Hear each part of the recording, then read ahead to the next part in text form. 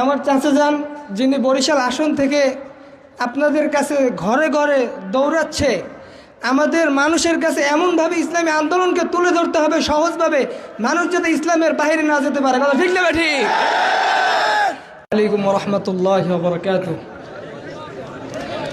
নাহমাদুহু ওয়া নুসাল্লি আলা রাসূলিহিল কারীম, আম্মা বাদ, ফাআউযু বিল্লাহি মিনাশ শাইতানির রাজীম, বিসমিল্লাহির রহমানির রহিম। وجعلناهم أئمة يهدون بأمرنا। আমি তাদেরকে নেতা বানিয়েছিলাম যারা আমার আদেশ অনুযায়ী মানুষকে সঠিক পথ দেখাতো।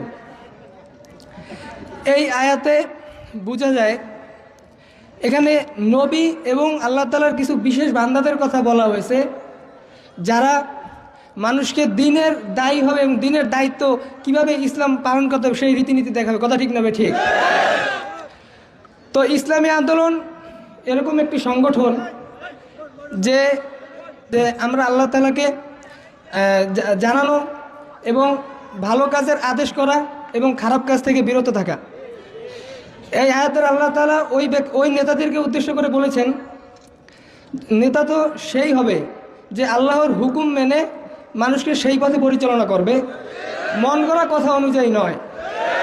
আমরা জানি যে আমেরিকান কিছুদিন আগে আপনারা জানেন একটা ফাইল প্রকাশ হয়েছে, এপস্টাইন ফাইল। কথা ঠিক না ঠিক? আন্তর্জাতিক খবর সহ আমরা দেখেছি যে আমেরিকার শপথে আমরা প্রকাশ পেয়ে গিয়েছি।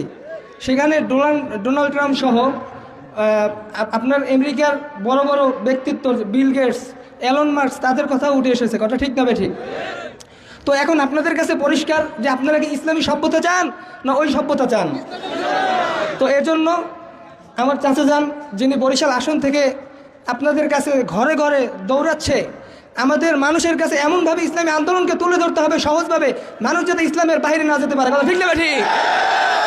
আমি এ বলে আমার সংক্ষেপ বক্তব্য শেষ করছি। ওয়া আখির দাওয়ানা আলহামদুলিল্লাহি রাব্বিল আলামিন।